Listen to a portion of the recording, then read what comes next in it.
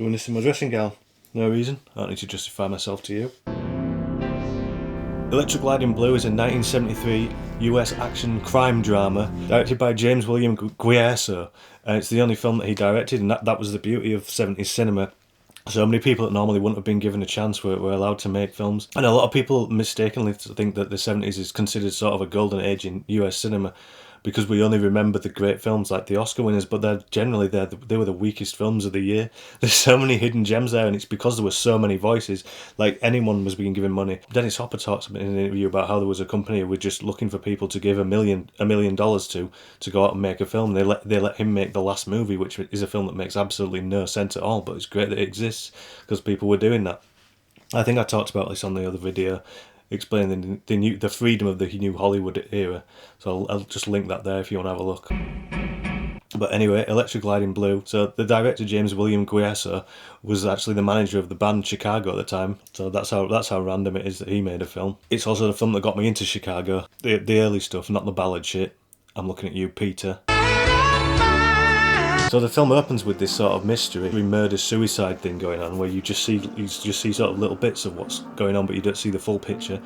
So it sort of captures you from the get-go, and it has this western-sounding music playing. So already the themes are already there straight away, that this is some sort of comment on westerns and America in general, because we then immediately go to this shot of like Monument Valley, this sort of John Ford's America, which was that's what the director asked for from the cinematographer. He said, I want this to look like John Ford's America, and the cinematographer wasn't happy, but they eventually agreed to do the exteriors like John Ford, and the interiors the cinematographer did whatever he wanted with. So you get this contrast between sort of what's going on behind closed doors, which is lit a bit more shady, and that's where sort of all the sort of dark revelations come from. So it worked brilliantly, and then you get this sort of outdoor that's more this sort of idealistic world where the main character, John Wintergreen, exists. And there he is, Big John Wintergreen. So you get this sort of imagery, the American flag, the Indians and stuff, and then you get Big John in his white pants, the good guy. That's what he thinks he is. He's this sort of traditional, old-fashioned Western hero. He talks about Alan Ladd. He thinks he's sort of Shane, shooting the bad guys, but in his position as a motorcycle cop, the only sort of bad guys they see are speeders and hippies. So he's a hardworking, honest Joe who wants to move his way up to homicide so he can really get the bad guys. The only thing holding him back are his lazy ass sidekick Zipper. A chrome tranny, a chrome booty. And just the general mindset of the area that he lives in. They're all sort of hard drinking, hard-working, country music listening, humble folks. They're not interested in this sort of contemporary sexuality that Wintergreen is interested in. All of these new sort of political ideas that the hippies are interested in, that they hate as they drive through, because they're so far from that sort of Haight-Ashbury scene. They're not. It's just these hippies and young types with their long hair are sort of alien to them. So he's kind of trapped. He's sort of trapped somewhere between some of the sort of traditional values of those. He's a hard-working, honest guy, but he wants to get ahead and he wants to sort of embrace new things. So that's sort of his conflict, that maybe he was born slightly between eras, so he's picking up a bit of both sides and trying to figure out which ones adhere to him, really, as a person. That's the story of your life. Ain't no action, no place, and no time.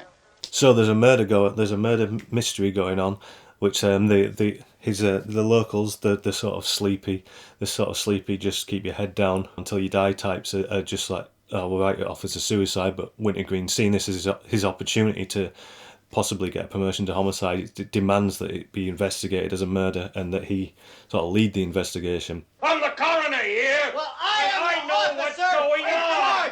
Wintergreen, John Wintergreen, and you keep your damn hands. So then we get him sort of leaving leaving his safe world behind and changing his suit for some reason. So he's now even more of a contemporary cowboy and following his mentor, a homicide cop from out of town, and he goes into this sort of shady world, investigating this thing and investigating himself. Tell him all about it. Come on, Johnny, come on. Let the good times roll. Like, this is a film. It's a film that's sort of it seems sort of disjointed and structureless, and it's one that rambles on. There's these all the interactions are very realistic, and it has this realism to it, and as if everything is just sort of drifting by, and that it's not really about anything other than everyday life, which it kind of is. But there's more depth to it, because he's constantly questioning. He has that conflict of the traditional values and the new values as well. But as he starts sort of heading down this road towards homicide, which has been his sort of dream since he came back from Nam, he starts to see other aspects of that, and then starts to question what Sartre would call bad faith.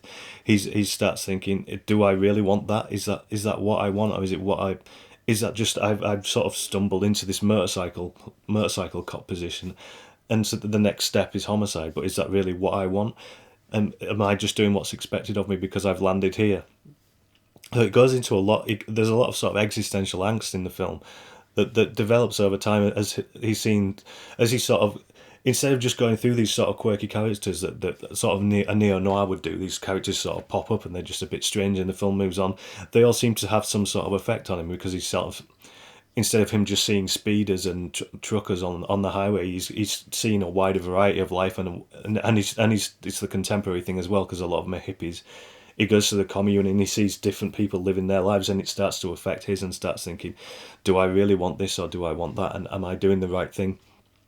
So it's a film that seems like it's about nothing, but it's actually about everything, just in a very small, everyday way, which I loved about it. I remember I saw it years ago, and I remember really liking it, but not like this. I don't know why. When I watched it again, it just seemed to mean so much more to me. Like Planes, Trains and Automobiles, like how I loved that as a comedy as a kid, but now I watch it and I think, I understand Neil Page and Del Griffith, and I really want to be Del Griffith, but I'm drawn towards Neil Page all the time. That optimism, pessimism thing. This is a film that's grown on me with time and gained more depth as I've grown older. This is why it's still, I think it's in my top 5 maybe, I'd say, of films. Especially, I think it's rare that you watch films these days and they reveal more every time, because I feel like everything is just explained so much more. Like I've said before, that there used to be a text and a subtext, and now the subtext has taken over, so there's nothing to find under the surface. I think it's great when you watch an older film and remember that was just the norm at one point. He was old and scared, tired and lonely.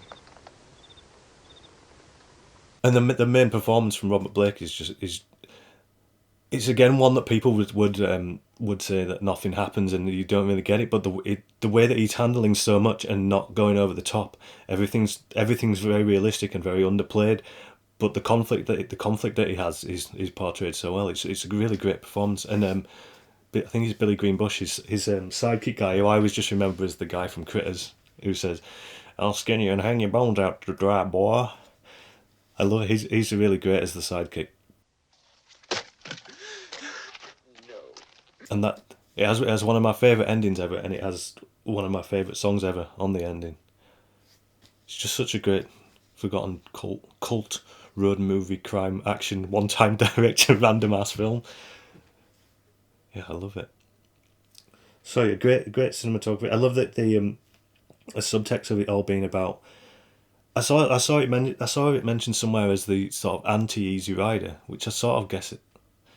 In a way, it is, because Wintergreen is much more of a traditional type hero, but he's sort of torn between them, rather than he isn't a counterculture hero, but he seems to embrace some parts of the counterculture, but be conflicted there because of his traditional values.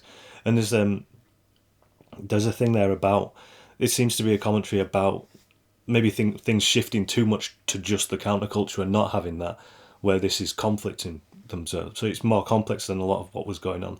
A lot of the sort of road trip films of the time were sort of counterculture, anti-establishment, and quite nihilistic, and they always ended up with people exploding in big balls of fire or being shot by Hicks. And of course, it's sort of a love letter to the traditional John Ford, John Wayne films, which I'm not actually a fan of, to be honest. But it's interesting that they're talking about that. And piecing it all the way through the film as well, all those references to westerns, the Monument Valley, the setting of it, everything is about sort of the death of the John Wayne character. And it isn't just saying like, this character is dead, it's saying, where do we go now? Now we've kind of killed off that, but some of it still remains. Is the next generation going to completely kill that off and just have this, or are we going to find some sort of healthy balance along the way?